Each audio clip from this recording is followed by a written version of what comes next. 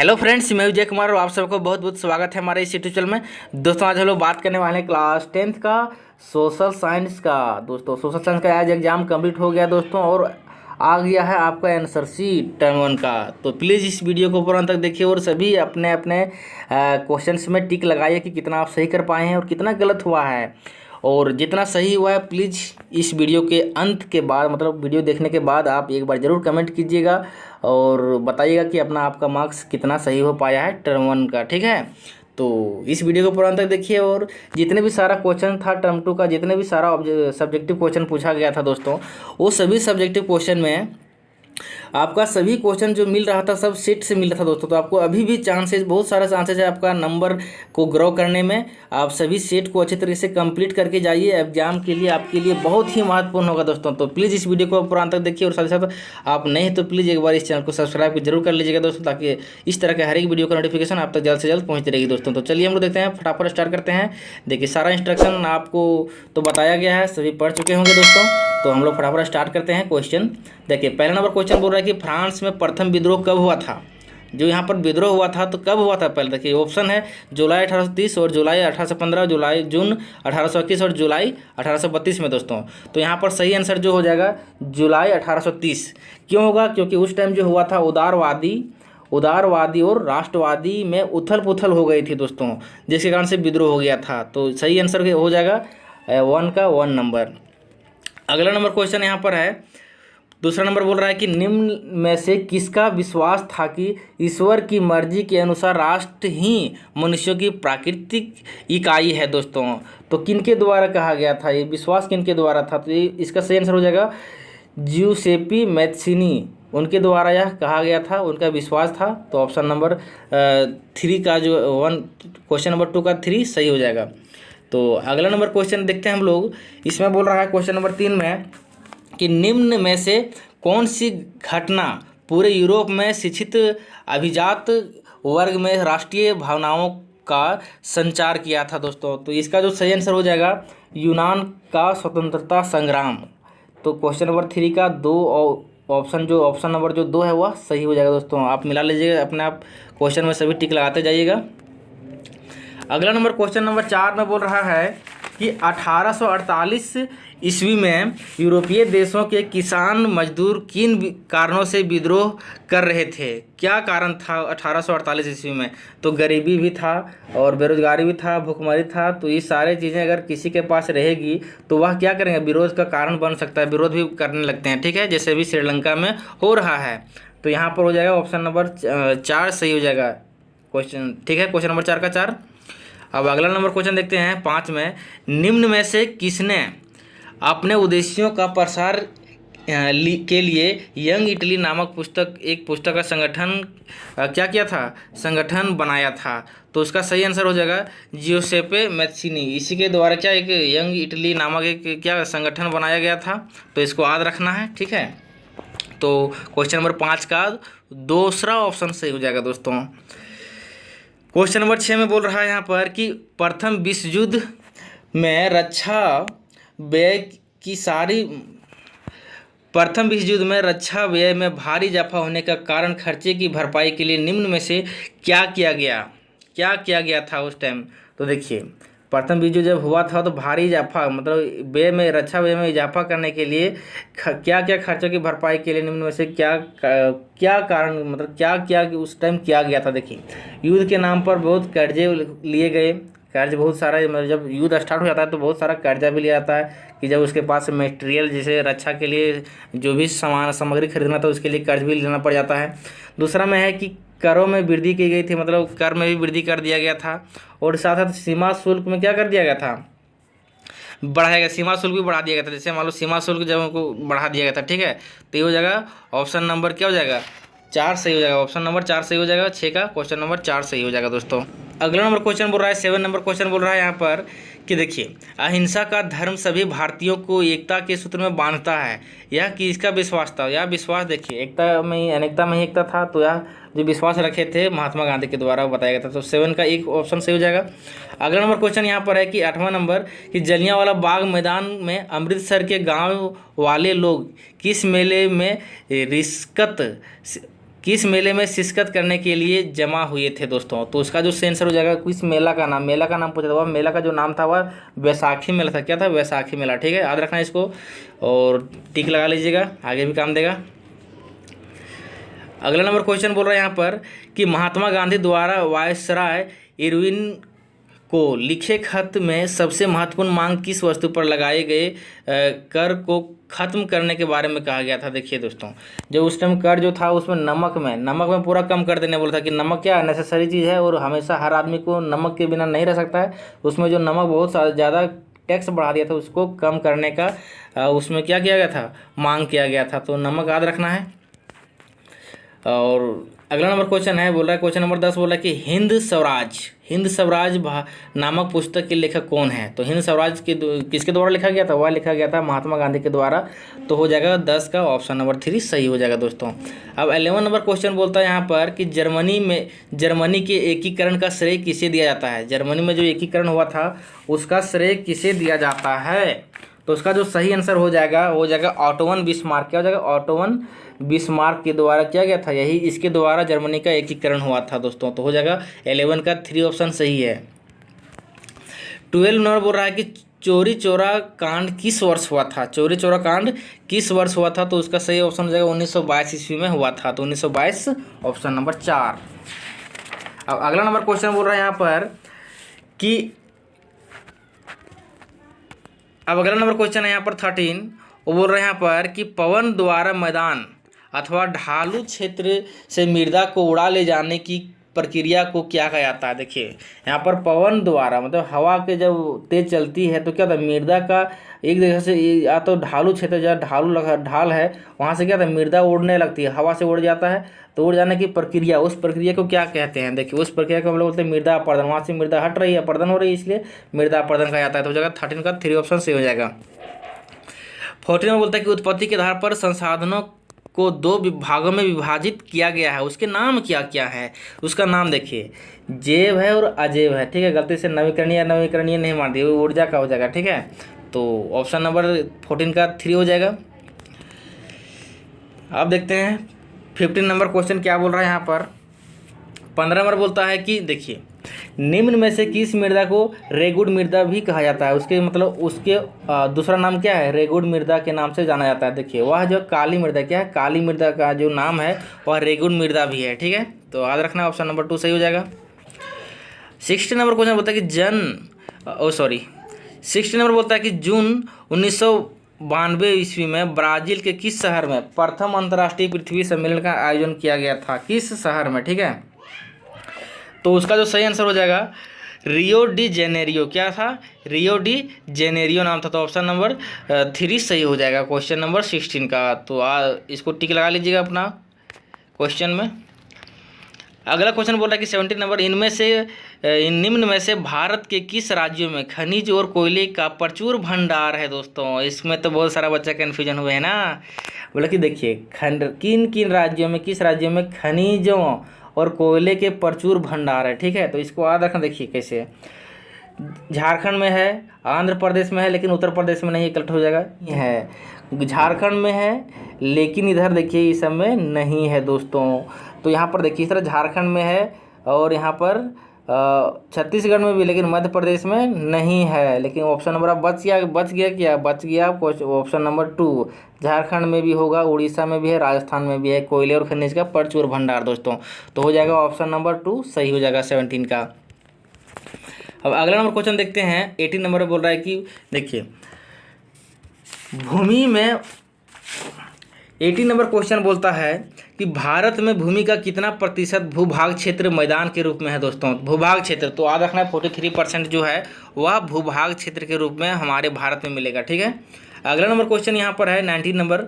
देश के क्षेत्रफल का लगभग 27% हिस्सा खनिजों, जीवाश्म ईंधनों और वनों के अपार संचय के रूप में किस क्षेत्र को जाना जाता है? तो देखिए 27% जो खनिज, जीवाश्म वगैरह जो सब वन अपार संचय जो है वह पठारी क्षेत्र में मिलेगा। कहाँ पर मिलेगा? पठारी क्षेत्र। तो याद रखना है ऑप्शन नंबर 1 सही हो जाएगा 19 का।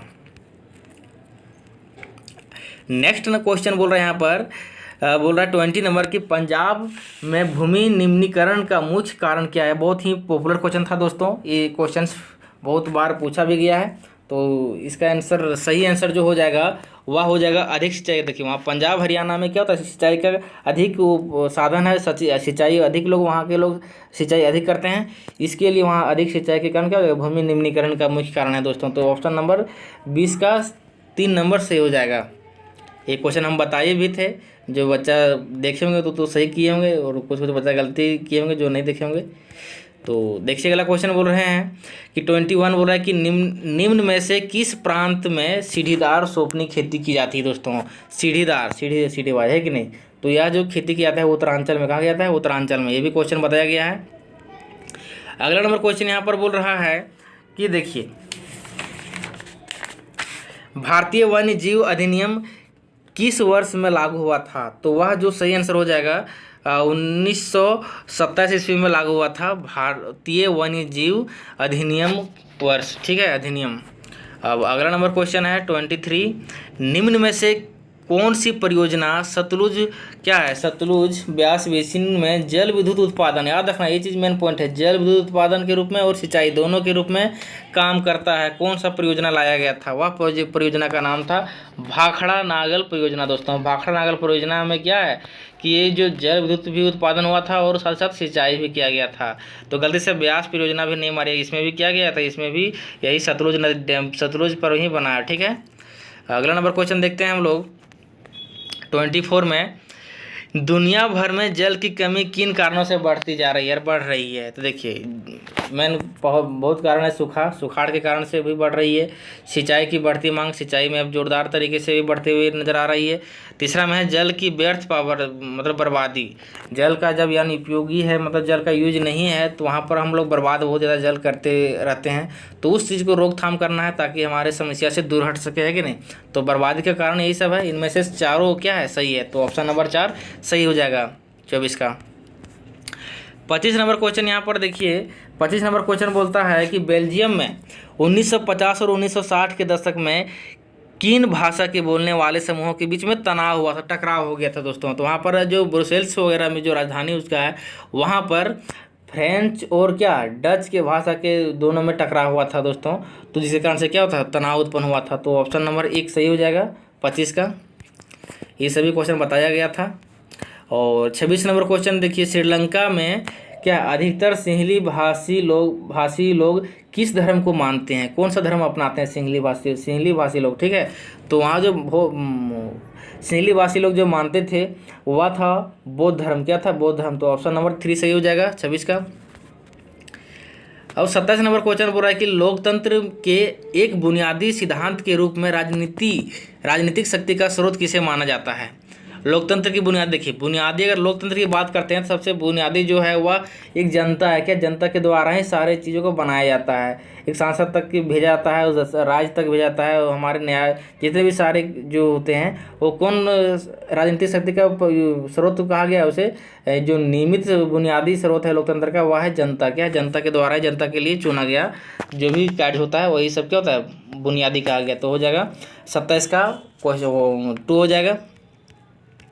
अब 28 नंबर क्वेश्चन यहाँ पर क्या होगा, देखिए सत्ता में भागीदारी की आवश्यकता कहाँ पड़ती है, सत्ता की जो भागीदारी हुई थी वह आवश्यकता कहाँ पड़ती है। तो देखिए क्षेत्र, भाषा और उस जाति के आधार पर बांटे गए समाज में पड़ती है, क्षेत्रीय विभाजन वाले राज्यों में पड़ती है, प्रत्येक लोकतांत्रिक राज्य में पड़ती है। तो देखिए तो इनमें से सभी जगह सत्ता में भागीदारी की आवश्यकता इन सभी में पड़ती है कि नहीं। तो हो जाएगा ऑप्शन 28 का ऑप्शन नंबर 4 सही हो जाएगा। अब 29 नंबर बोल रहा है यहाँ पर कि निम्न में से किस प्रकार का टकराव आगे बढ़कर अक्सर हिंसा और राजनीतिक अस्थिरता का रूप ले लेता है। कौन सा टकराव आगे बढ़कर, देखिए सामाजिक जो टकराव है दोस्तों, सामाजिक टकराव आगे चल के क्या कर लेता है, बहुत ही बड़ा हिंसा और राजनीतिक अस्थिरता पैदा कर देता है। तो ये हो जाएगा सामाजिक टकराव, क्या हो जाएगा, सामाजिक टकराव, ठीक है। तो 29 का ऑप्शन नंबर 2 सही हो जाएगा। समाज बढ़िया से रहेंगे तो आगे भी सब क्या रहेगा, बढ़िया से रहेगा। 30 नंबर बोला है कि संविधान और विभिन्न स्तर के सरकारों के अधिकारों की व्याख्या करने का अधिकार किसके पास है। देखिए, एक कोई सा अधिकार जो एक जगह है जहाँ पर क्या करता है, सभी तरह के अधिकारों का व्याख्या करता है, तो वह है न्यायालय। क्या है? न्यायालय। वहाँ पर कितना भी किसी तरह के संविधान के या तो फिर भी उससे हट करके भी किसी तरह के सरकार के भी काहे नहीं उसके अधिकारों की होगा, तो उसका भी व्याख्या कौन करता है? न्यायालय करता है, उच्च न्यायालय। ठीक है, तो हो जाएगा ऑप्शन नंबर 1 सही हो जाएगा दोस्तों। 31 में बोल रहे हैं यहाँ पर कि पुलिस, व्यापार, वाणिज्य, कृषि के सिंचाई वाले महत्वपूर्ण विषय किस सूची के अंतर्गत रखे गए हैं दोस्तों। तो जो रखे गए हैं, देखिए, ये पुलिस, व्यापार, वाणिज्य, जो ये सब कृषि वगैरह जो है वह जो रखा गया है वह रखा गया राज्य सूची के बारे में। कहाँ रखा गया? राज्य सूची। ठीक है, 31 का हो जाएगा 3, ऑप्शन नंबर 3 सही हो जाएगा दोस्तों। शिक्षा वगैरह जो है समवर्ती में रखा गया, तो ये सब गलती से समवर्ती नहीं मार दीजिएगा। ठीक है, तो ये हो जाएगा सही आंसर हो जाएगा समवर्ती सूची। क्या हो जाएगा? समवर्ती और सॉरी, इसका जो सही ऑप्शन हो जाएगा 31 का वह हो जाएगा 3 ऑप्शन। क्या हो जाएगा? 3। ठीक है, तो याद रखना है और टिक लगा भी लेना है। अब 32 में बोल रहा है यहाँ पर कि देखिए, केंद्र शासित प्रदेश वालों इलाकों का शासन चलाने का विशेष अधिकार किस राज्य को प्राप्त है? किस राज्य को प्राप्त है दोस्तों? केंद्र शासित प्रदेश में। देखिए, केंद्र शासित प्रदेश जहाँ रहता है उस इलाकों को चलाने का चलाने का अधिकार केंद्र सरकार के पास है। क्या? किसके पास है? केंद्र सरकार के पास है। ठीक है, तो 32 का हो जाएगा ऑप्शन नंबर ये सही हो जाएगा दोस्तों। अगला नंबर क्वेश्चन यहाँ पर है, जब केंद्र और राज्य सरकार से शक्तियाँ लेकर स्थानीय सरकारों को दी जाती है तो इसे क्या कहा जाता है? जो देखिए, राज्य सरकार और केंद्र सरकार के जो शक्ति है उस शक्ति को लेकर के स्थानीय सरकार को जब दे दी जाती है उसको हम लोग बोलते हैं सत्ता का विकेंद्रीकरण। क्या बोलते हैं? सत्ता का विकेंद्रीकरण। ठीक है, डिसेंट्रलाइजेशन ऑफ पावर। और अगला क्वेश्चन है 34 में, आर्थिक विकास के अंतर्गत सम्मिलित लक्ष्य क्या है? लक्ष्य है, देखिए, आर्थिक विकास अगर जरूरत है तो उसमें नियमित रोजगार होना चाहिए, स्वतंत्रता भी होना चाहिए काम करने का, बेहतर मजदूरी भी मिलना चाहिए। जब तीनों चीज़ उसके पास रहेगा तो क्या होगा? उसके पास आर्थिक विकास पूर्ण रूप से होगी। ठीक है, अगला नंबर क्वेश्चन यहाँ पर बोल रहा है 35 में कि देखिए, भारत के किस राज्य में गरीबी का प्रतिशत सबसे अधिक है दोस्तों? सबसे अधिक किस में है? किस राज्य में? तो सबसे अधिक जो है वह छत्तीसगढ़ में है। कितना है?